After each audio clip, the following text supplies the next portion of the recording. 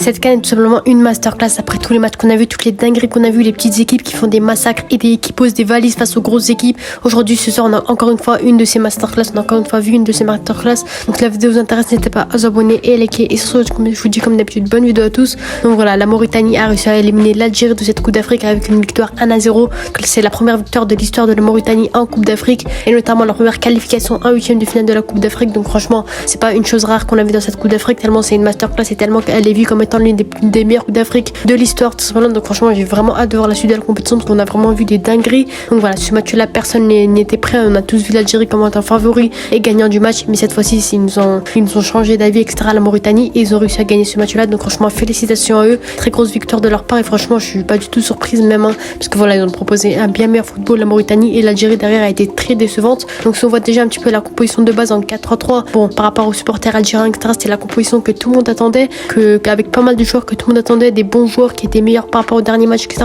On a vu malheureusement l'Algérie durant cette Coupe d'Afrique a été très décevante, comme en 2022 notamment. Ça fait 5 ans que l'Algérie n'a pas gagné un seul match en Coupe d'Afrique depuis leur dernier match en 2019, justement depuis leur dernier titre. Donc franchement, c'est assez décevant quand même pour une nation comme celle-ci qui était vue comme favorite, comme pour une nation qui était vue pour moi comme étant la gagnante de cette Coupe d'Afrique, et malheureusement ça n'a pas fait les frais. Malheureusement ils ont perdu ce match-là, je suis assez déçu quand même, mais on va revenir un petit peu sur la composition notamment. Donc voilà, avec un Mandrea dans le catch, pour moi il a fait un très bon match, il n'y a rien à dire là-dessus. Il est pas fautif sur son but, il n'y avait aucun débat, il a fait les arrêts qu'il fallait, il a essayé de jouer un maximum rapidement, il a fait le taf qu'il fallait. Malheureusement c'est pas de la faute de Mandrea, il a fait ce qu'il fallait, il a fait ce qu'on lui a demandé notamment. Malheureusement le problème vient plus de la défense qui reste assez faible avec la charnière Tougaï Mendy qui restait très décevante avec pas mal de blessés, etc.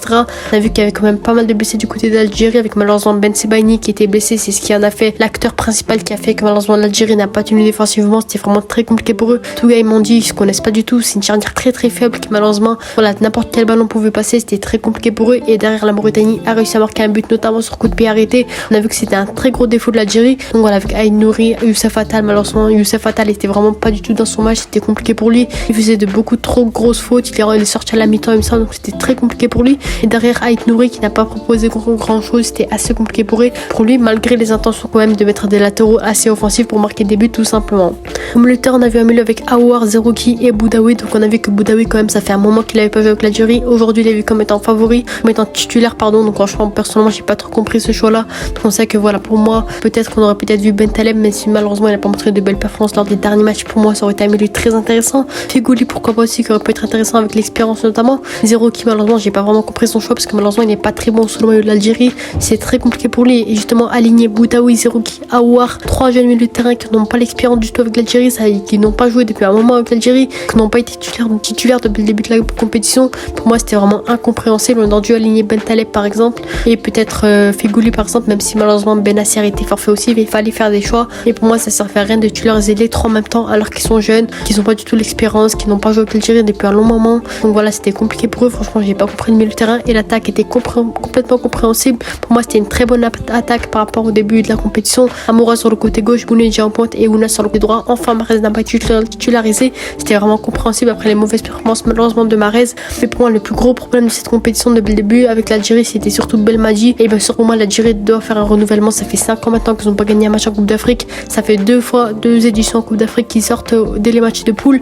Une première fois en 2022 ou en 2021 pardon, ils sortent contre le Sierra Leone, et là ils sortent face à la Mauritanie. Franchement c'est très décevant de leur part, c'est un long moment qu'ils n'avaient pas gagné de match en Coupe d'Afrique. Et pour moi le plus gros problème reste Djamel Belmadi. Malheureusement pour moi son air est passé. On a vu certes qu'il a gagné la Coupe d'Afrique avec l'Algérie, il a offert pas mal de choses, il a été très très intéressant, mais pour moi il doit laisser sa place. Pour moi si ça reste un homme, s'il aime vraiment son pays, il doit vraiment déposer sa démission dès ce soir ou dès demain, dès la semaine bien sûr, parce que pour moi franchement son air est passé. Malheureusement c'est très compliqué pour lui. Et derrière on a des joueurs aussi qui pour moi devraient poser leur retraite internationale et voilà, refuser maintenant toute sélection avec l'Algérie. Pour moi leur air est passé, comme Mahrez. Malheureusement on a vu que depuis qu'il a signé El Ahly, il est plus du tout en forme, il est plus vraiment bon. On voit que franchement son air du football est complètement passé, il doit tourner la page. On avait des Bouanani et pas mal de joueurs qui attendent leur passe derrière. Donc franchement pour moi Mahrez malheureusement très déçu de son début de compétition et de sa compétition avec l'Algérie. Il a rien offert du tout, c'était très décevant. Il a beaucoup parlé sur Twitter et les réseaux. Malheureusement il a rien offert sur le terrain, c'était compliqué pour lui, notamment ce soir où il est rentré en jeu. Malheureusement il a rien fait du tout, il a fait que trottiner ou de marcher, c'était très compliqué pour lui. Donc pour moi Mahrez Mahrez par exemple doit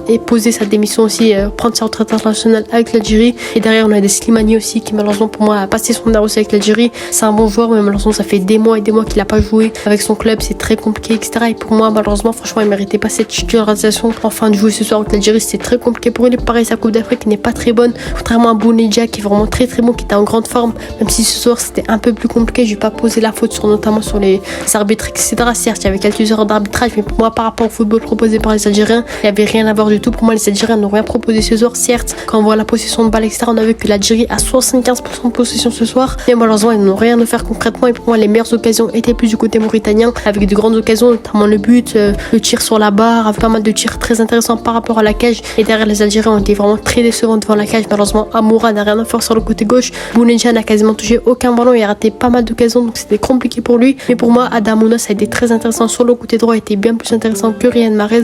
Pour moi Adamouna ça reste un joueur très intéressant qui aurait pu offrir quelque chose mais malheureusement cette attaque n'était pas assez puissante pour marquer des buts justement, avec un gardien qui s'interposait pas mal, même s'il n'y avait pas beaucoup de tirs cadrés, c'était très compliqué pour eux. Donc voilà, pour moi cette composition, on voit qu'il y a beaucoup trop de changements, on voit que les joueurs se connaissent pas du tout, il y a pas mal de nouveaux binationaux, de jeunes joueurs qui justement choisissent l'Algérie. Donc on voit cette équipe est en pleine transition. Bon ça arrive, c'est le football, hein, c'est ça, hein, c'est normal, on va dire c'est le football, il y a une page qui se tourne etc. Mais pour moi l'Algérie n'était pas du tout prête pour cette Coupe d'Afrique. Malheureusement les matchs amicaux etc. ça mettait en feu certains supporters etc. Mais pour moi l'Algérie n'était pas prête. Voilà, on a vu que franchement il y a beaucoup de jeunes joueurs qui se connaissent pas du tout, des joueurs ça fait longtemps qu'ils sont pas joués, des anciens joueurs qui sont revenus alors qu'ils n'ont pas le niveau actuellement comme Slimani et Mahrez malheureusement n'ont rien posé dans cette Coupe d'Afrique. On a vu que c'était très compliqué pour eux, mais malheureusement il y avait que Bounedjah depuis le début de la compétition, on a vu qu'il pouvait pas tenir une équipe à lui seul. Amoura malheureusement c'était pas à la hauteur ce soir là. Belaïli qui a essayé d'entrer aussi en fin de match, ça a été compliqué pour lui, il a rien à faire du tout. Donc franchement pour moi cette équipe d'Algérie m'a beaucoup déçu ce soir là, notamment avec un Belmadi qui pour moi il parlait beaucoup sur les réseaux etc. mais ils perdent contre une équipe où le capitaine s'appelle AK-47. Pour moi franchement il y a un gros problème. Donc voilà, pour moi franchement félicitations à la Mauritanie qui fait une grosse victoire, notamment qui a proposé du beau football ce soir là, qui était assez offensif. Certes ils avaient un bloc bas etc. mais pour moi offensivement ils étaient très intéressants et beaucoup plus intéressants que l'Algérie avec leur coach notamment. Bon pour ceux qui se demandent un petit peu, leur coach c'est quand même le coach des Comores lors de la Coupe d'Afrique 2021. Pour vous dire que franchement leur coach était très intéressant, c'est un très bon coach qui a su gérer ses joueurs etc. Peu importe l'effectif qu'il a, il a su gérer son effectif et gagner ce premier match de Coupe d'Afrique de la Mauritanie. Donc félicitations à eux, c'était un très beau football. Mais derrière l'Algérie malheureusement très déçu. Franchement j'étais assez déçu de leur performance avec une défense qui reste assez faible. Certes ils ont beaucoup de forfaits etc. comme des Ben Sebaini, des Banasser et beaucoup de forfaits, mais sur le terrain ils ont des joueurs quand même de qualité individuellement comme des Adamounas, pas mal de joueurs. Sur le papier l'Algérie était vue comme étant favorite avec les grands joueurs qu'ils ont, Boudaoui, Zerouki, Awar, voilà de grands joueurs, Youssef Attal, Ait Nouri, très intéressant. Mais malheureusement ça n'a pas fait la hauteur. On voit que les joueurs se connaissent pas du tout. On dirait si on prend l'exemple de FIFA ou de FUT, on dirait que les joueurs n'ont aucun lien, on dirait qu'ils n'ont jamais joué ensemble. Franchement c'est ça qui me dérange un petit peu aussi du côté de l'Algérie. Malheureusement défaite de l'Algérie et ce qui fait que l'élimination de l'Algérie, ils sont finis derniers de leur groupe justement derrière le Burkina Faso, l'Angola et la Mauritanie. Pour vous dire à quel point cette CAN c'est le multivers, il y aura beaucoup de surprises, beaucoup de choses comme ça. Donc dégoûté quand même pour l'Algérie. J'espère que pour la suite du football ils vont revenir en forme, faire des tris notamment virer des Belmadi si possible ou s'il prend sa démission, des Mahrez et des Slimani notamment, histoire de refaire un bon effectif et de revenir en forme comme en 2019 ou en 2014 Inch'Allah. Donc voilà, grosse force à eux, bien sûr grosse force à la Mauritanie qui se qualifie pour la suite de la compétition et qui est notamment tombé contre le Cap Vert en 8e de finale. Inch'Allah khir. Et voilà, n'hésitez pas à vous abonner et à liker, on se dit à la prochaine, ciao.